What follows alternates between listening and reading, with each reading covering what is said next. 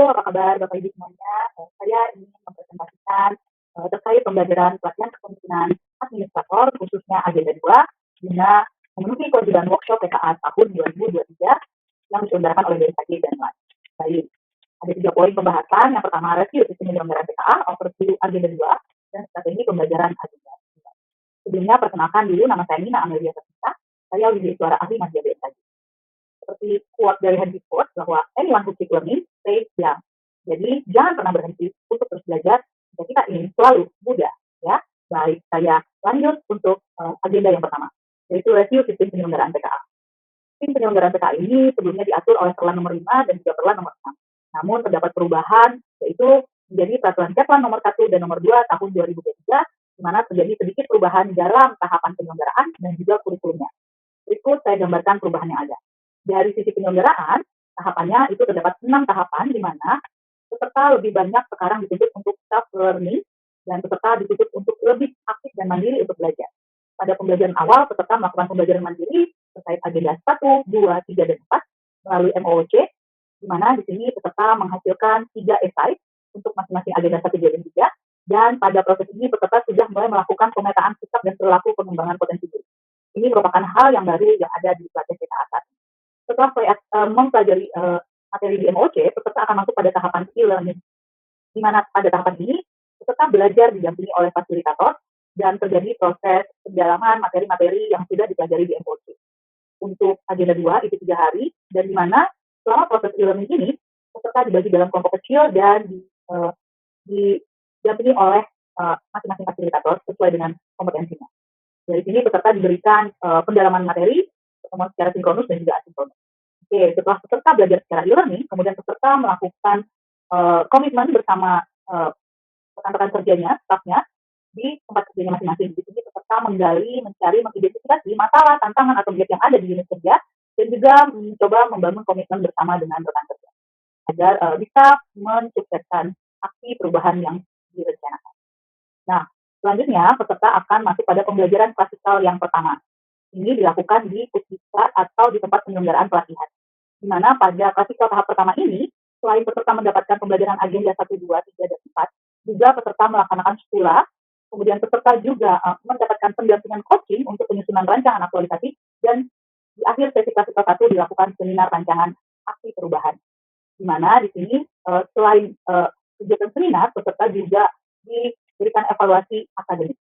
Selanjutnya setelah selesai seminar rancangan dan dinyatakan layak, peserta melakukan aktualisasi kepemimpinan di tempat kerjanya selama 60 hari, di mana di sini juga peserta dilihat pengembangan potensi dirinya oleh mentor dan coach, dan tentu saja di pelatihan PKA sekarang peran coach semakin besar dan juga peran mentor apalagi semakin besar, terutama pada pengembangan potensi diri peserta. Setelah aktualisasi selesai, maka peserta kembali ke klasikal tahap 2 di tempat penyelenggaraan pelatihan dan melaksanakan seminar aksi perubahan, serta memberikan laporan pengembangan potensi dirinya apakah ada perubahan atau peningkatan, perbaikan, atau kebaikan. Selanjutnya, dari sisi kurikulum, maka terdapat perubahan, di mana ada 3 mata pelatihan, yaitu mata pelatihan inti yang seperti kita sudah ketahui sebelumnya, agenda 1, 2, 3, dan 4.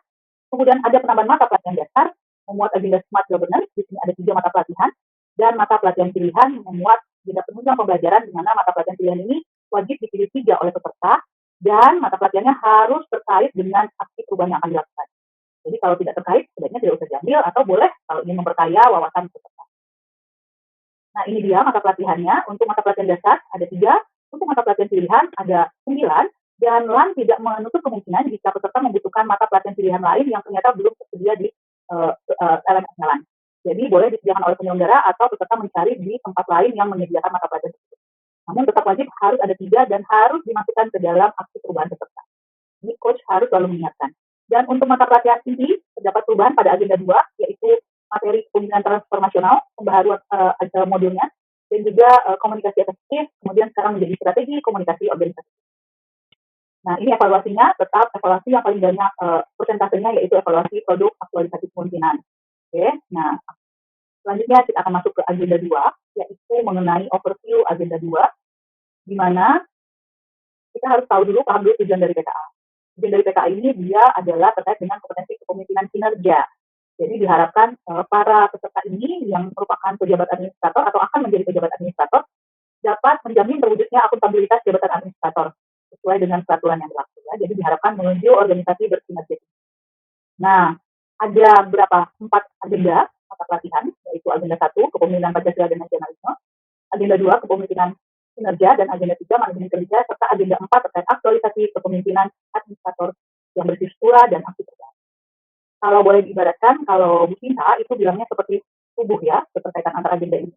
Jadi kalau agenda 1 itu adalah ruh atau jiwanya. Kalau saya tuh menyebutnya itu value seseorang ketika dia menjadi seorang pimpinan. Why-nya seseorang. Jadi kenapa? Ketika dia sudah punya why sebagai kepemimpinan Pancasila dan nasionalis, tentu saja dia akan siap rela berkorban demi kemajuan bangsa dan negara. Kemudian dalam menjalankan kepemimpinannya itu dia tentu harus dibekali dengan kepemimpinan memimpin orang lain, yaitu kepemimpinan kinerja. Ini adalah bagaimana dia menjalankan kepemimpinannya. Atau boleh dibilang ini adalah, kalau kita bilang ini adalah pemikirannya, ya, dan ini kognitifnya.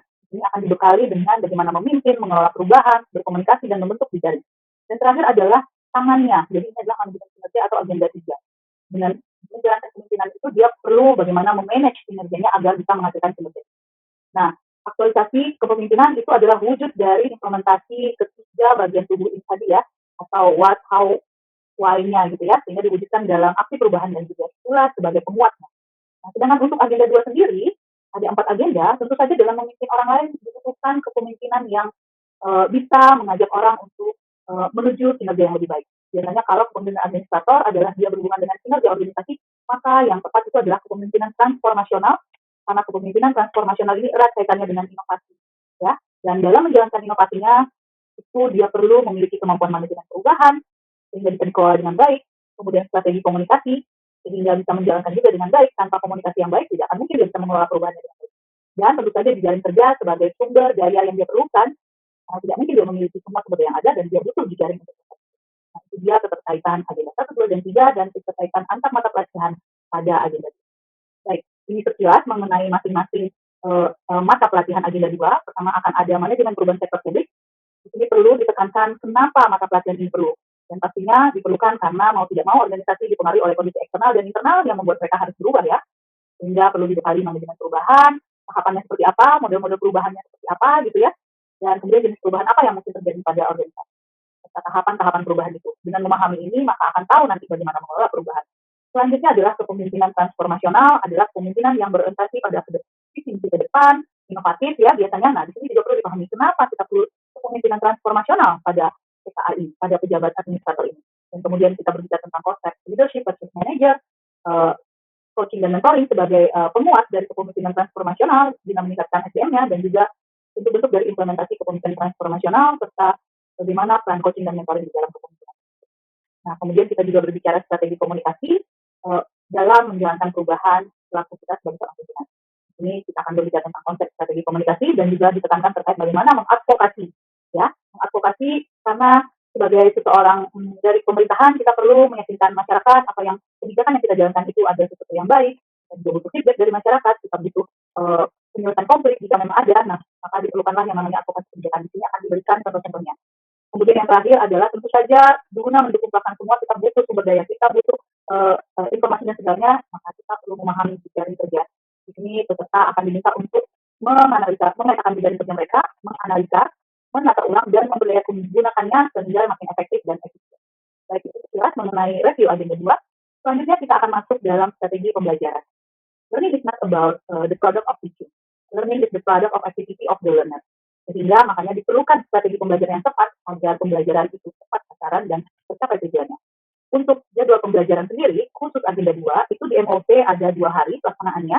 Kemudian untuk e-learning itu terdapat 3 hari, pada hari ke-13, 14, dan 15, masing-masing ada sinkronus dan asinkronusnya. Sedangkan untuk klasikalnya sendiri, pada klasikal pertemuan pertama, tahap 1, itu dilaksanakan 2 hari, sebanyak 21 titik. Berikut strategi pembelajaran yang saya coba kembangkan untuk agenda 2. Pada hari pertama, strategi pembelajaran e-learning, di mana peserta diberikan tugas mandiri untuk tahap pembelajaran asinkronus. Sedangkan tahap pembelajaran sinkronus, peserta diberikan aktivitas, tentu saja harus memenuhi kaidah pembelajaran, yaitu harus ada pembukaan, harus ada terkait dengan penyampaian isi, dan harus ada penutup yang berisi kesimpulan. Nah, baik dari sisi pembukaan pada hari pertama ini, tentu saja harus dibangun building rapport ya, dan trust antara fasilitator dan peserta. Kenapa? Karena ini pertama kalinya fasilitator bertemu sama peserta. Dan ini membantu terbentuknya engagement dan trust antar peserta dan fasilitator. Sehingga nanti proses pembelajaran selanjutnya itu akan lebih cair dan lebih enak, diskusinya akan lebih hidup dan berkembang. Sehingga salah satunya yang dilakukan adalah bertanya terkait dengan kepemimpinan di lingkungan kerja peserta. Jadi untuk hari sinkronus hari pertama ini fokus pada kepemimpinan transformasional. Nah, pada sesi isinya juga dilakukan diskusi terkait apa yang sudah dipelajari di MOC. Kemudian peserta juga diminta untuk menyampaikan satu, dua, atau tiga orang terkait hasil esainya dari MOC. Dan kemudian juga ada sedikit review mengenai agenda kepentingan ini jika diperlukan. Nah, kemudian juga tak lupa juga dijelaskan tugas yang perlu dilakukan peserta pada hari pertama dan hari esok. Terakhir, pada penutupan diberikan rangkuman apa yang sudah dipelajari, diberikan feedback dan apresiasi serta penutup. Waktunya hanya 2 JP, yaitu sekitar 90 menit. Selanjutnya pada hari kedua, juga sama, sinkronusnya 2 JP dan asinkronusnya 7 JP. Peserta juga diberikan tugas itu, tapi cuma hanya tugas kelompok. Kalau hari pertama tadi tugas individu dan kelompok, hari kedua hanya tugas kelompok.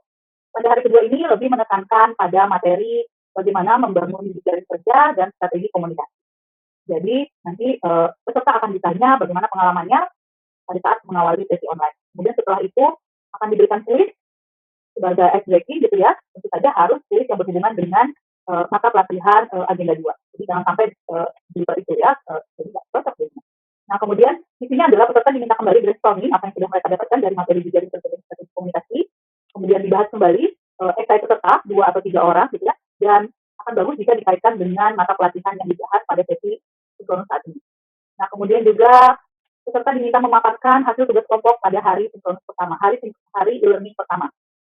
Saya membaginya menjadi 2 kelompok saja, dan itu menurut saya sudah cukup efektif. Nah, kemudian dalam sesi pemaparan tugas kelompok ini mereka diminta dengan cara yang serius menggunakan salah satu cara advokasi yang sudah mereka pelajari di materi strategi komunikasi. Nah, kemudian sama penutupnya dengan yang sebelumnya merangkum, memberikan feedback, apresiasi, dan closing statement. Ini hanya 2 JP. Kemudian selanjutnya hari ketiga, yaitu asinkronus, 4 JP, hanya 4 JP, dan sinkronusnya hanya sama 2 JP. Untuk asinkronus diberikan tugas individu, di mana ini tugasnya tidak akan bisa dibahas lagi, sehingga tugas individu, dan kemudian untuk sesi sinkronusnya peserta diminta menaikkan pengalaman mereka terkait perubahan, yaitu salah satunya yang saat ini COVID-19. Jadi sesi ketiga ini fokus pada pembelajaran manajemen perubahan. Kemudian brainstorming kembali apa yang sudah mereka pelajari dan presentasi esai peserta jika memungkinkan ya Bapak Ibu karena waktu yang cukup padat dan dikaitkan dengan materi yang dipelajari. Nah, kemudian selanjutnya maka akan ada pemaparan hasil kelompok dari tugas asinkronus hari kedua. Oke, penutup akan sama dengan yang sebelumnya. Baik. Selanjutnya kita akan masuk pada strategi pembelajaran klasikal di mana 2 hari. Hari pertama itu kita ada 9 JP, di mana tentu saja karena baru bertemu ya, jadi kita perlu membangun lagi building rapport dan trust, mungkin dengan memberikan permainan atau ice breaking yang sifatnya bisa membangun kebersamaan kelompok. Nah, kemudian kita juga membangun komitmen belajar dan jangan lupa menyampaikan tujuan pembelajaran serta apa yang dipelajari pada hari pertama klasikal ini. Biasanya saya suka membridging sebelum masuk ke materi, peserta diberikan semacam statistika, kuota atau fakta yang berhubungan dengan materi. Ini untuk membangkitkan semangat peserta berdiskusi dengan topik. Nah, kemudian untuk sesi pertama pada klasikal hari pertama ini, peserta diminta untuk memetakan apa yang sudah mereka pelajari. Ini bisa menggunakan post-it maju ke depan atau bisa juga menggunakan aplikasi online seperti Mentimeter. Nah, kemudian pada sesi kedua terjadi diskusi kelompok, di mana di sini mereka akan melakukan studi banding virtual pada model kepemimpinan transformasional. Nanti akan diundang 1 orang narasumber dari luar secara online, dan peserta diminta untuk menyiapkan pertanyaan kepada narasumber yang diundang. Dari hasil diskusi dengan narasumber, peserta kemudian merumuskan apa yang mereka dapat lesson learn dari studi banding virtual tersebut. Dan hasilnya nanti mereka paparkan di hadapan kelompok besar. Dan kelompok yang dibagi itu 6, karena kalau 4 kelompok itu cukup padat 10 orang, maka dibagi menjadi 6 kelompok. Dan terakhir, setelah mereka memaparkan hasilnya, kemudian mereka diminta bersama-sama menyimpulkan seperti apa sih sebenarnya sosok kepemimpinan transformasional itu dalam bayangan mereka. Dan di sesi ini terakhir ditutup dengan rangkuman hasil belajar hari pertama, kemudian penyampaian feedback kaitan dengan kepemimpinan masa depan dan apresiasi serta closing statement. Untuk hari kedua, 12 GP, cukup padat sampai malam Bapak Ibu. Nah, sehingga biar tetap semangat, maka pada pagi hari sama dibangkitkan dulu semangat peserta. Kemudian ditanya kembali apa yang sudah mereka dapat pada hari sebelumnya. Kemudian berikan lagi pemantik pikiran gitu ya, semacam data fakta gitu ya, reading sebelum masuk ke materi. Pada sesi 1, Saya kembali lagi melakukan pemetaan pembelajaran kepada peserta, namun ini lebih difokuskan pada mata pelatihan desain kerja dan strategi komunikasi. Kalau yang sebelumnya pada materi kepemimpinan transformasional gitu ya, kalau di sini pada materi desain kerja dan strategi komunikasi. Nah, di sini juga peserta boleh melakukan diskusi terkait hasil tugasnya yang sebelumnya gitu ya, jika memang diperlukan. Baik, eh, selanjutnya untuk sesi ketiga, sesi kedua dulu, peserta diminta untuk menyusun strategi kepemimpinan kinerja organisasi, di mana di sini peserta diminta untuk menemukan sebuah permasalahan, kemudian solusinya apa, kemudian bagaimana menerapkan solusi itu di lingkungan kerja. Tentu saja mereka harus menggunakan keempat mata pelatihan yang sudah mereka dapatkan pada agenda 2. Nah, kemudian dari hasil diskusi kelompok itu, maka nanti mereka paparkan hasilnya. Saya baginya menjadi 4 kelompok.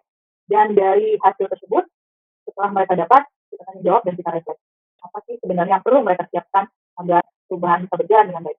Dan di sesi keempat, di sesi terakhir, karena suasana sudah mulai menurun, konsentrasi peserta, maka diberikan kegiatan pembelajaran yang lebih banyak memberikan interaksi peserta gitu ya. Makanya simulasi coaching dan mentoring itu saya lakukan di akhir pembelajaran sekolah terakhir.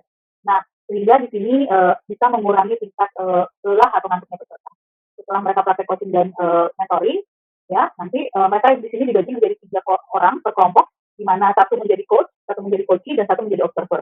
Mereka boleh bergantian nanti. Jadi setelah yang satu jadi coach dan yang jadi coachee, kemudian jadi observer. Nanti mereka akan saling memberikan komentar apakah saya sudah menerapkan coaching yang tepat atau mentoring yang tepat. Dan terakhir penutup di sesi akhir partikel yaitu dengan wrap up semua agenda yang sudah dipelajari, tapi tak lupa pula sebelumnya adalah peserta diminta dulu nih, kira-kira apa sih tantangan yang mereka hadapi sebagai pemimpin transformasional gitu ya dalam memimpin orang lain, dan kira-kira apa solusinya. Jadi itu nanti di akhir sebelum di wrap up apa saja yang sudah mereka lakukan. Dan terakhir pemberian feedback dan dikaitkan dengan keputusan masa depan dan memberikan apresiasi dan semangat serta closing statement. Baik, Bapak Ibu, mungkin demikian dari saya untuk penjelasan mengenai yang pertama penyelenggaraan PKA, overview agenda 2 PKA, dan terakhir adalah strategi pembelajaran PKA. Semoga ini bermanfaat bagi Bapak Ibu semua.